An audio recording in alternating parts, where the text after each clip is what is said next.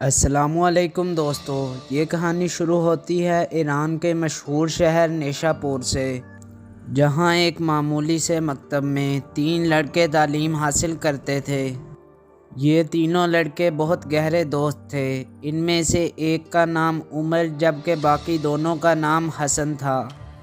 ایک دن ان تینوں نے مل کر عہد کیا کہ اگر ہم میں سے کوئی ایک بھی کسی اعلیٰ مقام پر پہنچ گیا تو وہ باقی دونوں کی مدد کرے گا اعلیٰ مقام تک پہنچنے میں۔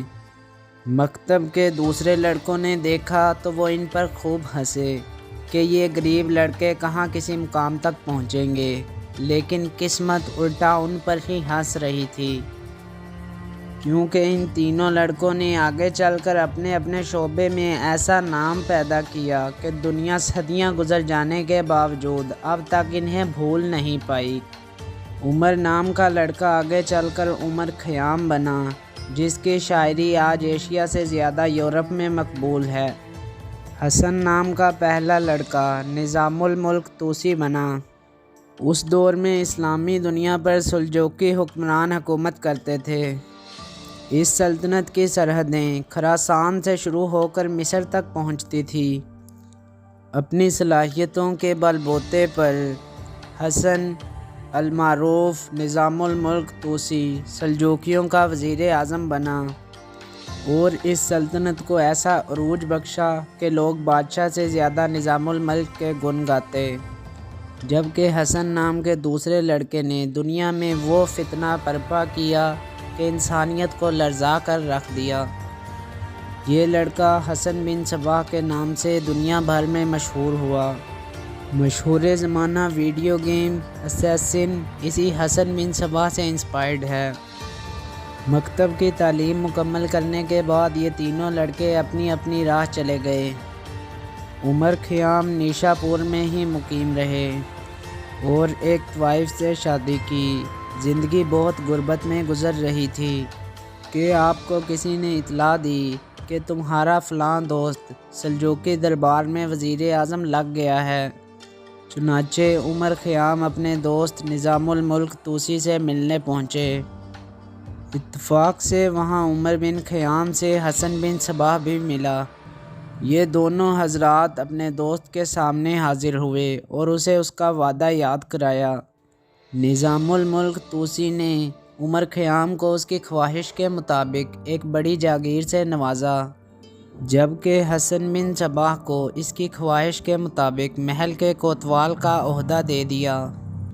عمر خیام یہ جاگیر لے کر مطمئن ہو گئے اور واپس روانہ ہوئے، لیکن حسن بن صباح جو کہ ایک احسان فراموش اور دغاباز شخص تھا، اپنے ہی دوست نظام الملک کی جڑیں کاٹنے لگا۔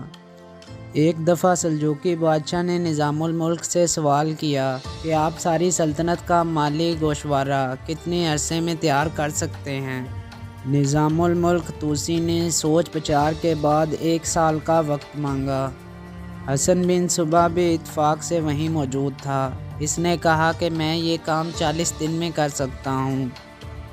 بادشاہ نے اسے اجازت دے دی، لیکن اس نے کہا کہ ایسا کرنے کے لیے میری ایک شرط ہے، اگر میں یہ کام کرنے میں کامیاب ہو گیا تو آپ نظام الملک کی جگہ مجھے وزیر اعظم کا عہدہ دیں گے۔ اس بات پر نظام الملک کے ساتھ ساتھ خود بادشاہ کو بھی غصہ آیا، لیکن دونوں نے صبر کیا۔ بالآخر 40 دن بعد وہ ایک گوشوارہ لے کر بادشاہ کی خدمت میں حاضر ہوا۔ یہ ایک نامکمل اور جھوٹے اعداد و شمار پر مبنی گوشوارہ تھا۔ بادشاہ جو خود بھی ایک زیرک انسان تھا، تھوڑی سی جانچ پڑتال کے بعد پہچان گیا اور اس نے حسن بن صباح کو موت کی سزا سنا دی، مگر نظام الملک طوسی کے کہنے پر اسے معاف کیا اور صرف دربار سے دفع ہو جانے کو کہا۔ اس کے بعد حسن بن صباح مصر پہنچا، جہاں پر فاطمی خلافت قائم تھی۔ یہاں اس نے اسماعیلی مذہب اختیار کیا اور خلیفہ مستنصر کے بیٹے نزار کی طرفداری کرنے لگا، لیکن خلیفہ مستنصر کا وکیل بدر جمالی جو نہایت طاقتور تھا، اس نے حسن بن صباح کو عیسائی لٹیروں کے حوالے کر دیا۔ حسن بن صباح اپنی چالاکی کی بدولت یہاں سے بھی بچ نکلا اور مختلف شہروں کا سفر کرتا ہوا ایران کے شہر قزوین پہنچا۔ یہاں اب اس نے ایک نیک بزرگ کا روپ اختیار کر لیا۔ بھولے بھالے لوگ اس کی فلسفیانہ باتوں میں آ کر اس کے مرید ہو جاتے۔ اس کی آنکھوں میں ایک ایسی کشش تھی کہ خواتین اس کی طرف دیکھتے ہی اس کی گرویدہ ہو جاتی۔ یہ دوران سفر جس بھی خاتون سے ملتا اس کا نام اور پتہ ایک ڈائری میں سیو کر لیتا۔ اسی طرح یہ ہنرمند افراد کا نام و پتہ بھی درج کرتا۔ قزوین میں موجود ایک قلعہ الموت حسن بن صباح کو بہت پسند آیا اور اس نے یہیں اپنا مسکن بنا لیا۔ اس قلعے کا مالک حسن بن صباح کا عقیدت مند تھا، لیکن جب حسن بن صباح کے مریدوں کی تعداد میں اضافہ ہوا تو اس نے اس قلعے کے مالک کو ہی قلعے سے باہر نکال دیا۔ یہ قلعہ کافی بڑے رقبے پر محیط تھا اور اس کے اندر کئی محل واقع تھے۔ اسی دوران حسن بن صباح جو کہ ایک حکیم بھی تھا، اس پر حشیش کی پتیوں کا انکشاف ہوا۔ اسے انڈیا اور پاکستان میں بھنگ کہا جاتا ہے۔ اس نے اپنے مریدوں کو لوٹ مار کے کام پر لگایا اور اس سے حاصل ہونے والی دولت سے قلعے کے اندر ایک مصنوعی جنت بنائی۔ دوران سفر اس نے جن خوبصورت خواتین اور ہنرمند افراد کے نام و پتے اپنے پاس سیو کیے تھے، ان سب کو اس قلعے میں بلوا لیا۔ اس جنت میں دودھ کی مصنوعی نہریں بہائی گئی، سونے اور چاندی کے محل تعمیر کیے گئے، ایسے درخت لگائے گئے جن کا سایہ نہایت گہرا تھا۔ خوبصورت ترین فاحشہ عورتوں کو حوروں کا نام دیا گیا۔ اب جس مرید کو جنت کی سیر کرانا ہوتی، اسے بھنگ کے نشے میں اس مصنوعی جنت میں چھوڑ دیا جاتا اور کچھ دیر بعد اسے واپس نکال لیا جاتا۔ اب وہ واپس اس جنت میں جانے کے لیے کچھ بھی کر گزرنے کو تیار ہوتا۔ اس طریقے سے حسن بن صباح نے فدائیوں کی ایک ایسی فوج تیار کر لی جسے موت زندگی سے زیادہ عزیز تھی، اور اس فدائیوں کی فوج کی مدد سے حسن بن صباح نے اپنے بچپن کے دوست نظام الملک طوسی اور عباسی خلفاء سمیت دنیا اسلام کے بڑے بڑے ناموں کو قتل کروا دیا۔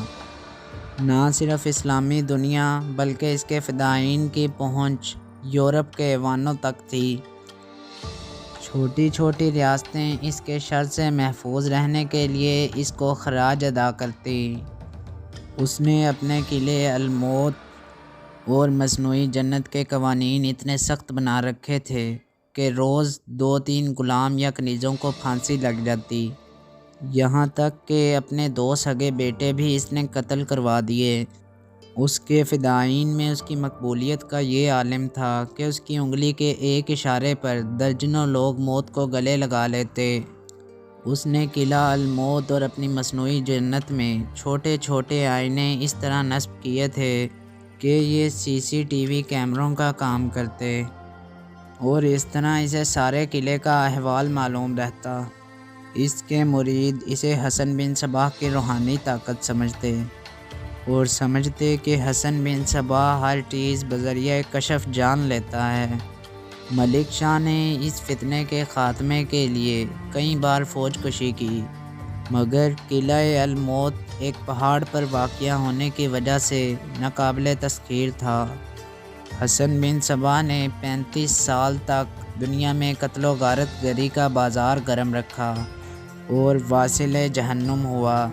بعد میں اس کے جانشینوں نے 150 سال تک مخلوق خدا کی ناک میں دم کیے رکھا، یہاں تک کہ ہلاکو خان کا گزر اس علاقے سے ہوا اور اس نے یہ قلعہ صفحہ ہستی سے مٹا دیا، ایک ایک صباحی کو چن چن کر قتل کر ڈالا۔ مگر حسن بن صباح آج بھی نہ صرف ایشیا بلکہ یورپ میں بھی دہشت کی علامت مانا جاتا ہے۔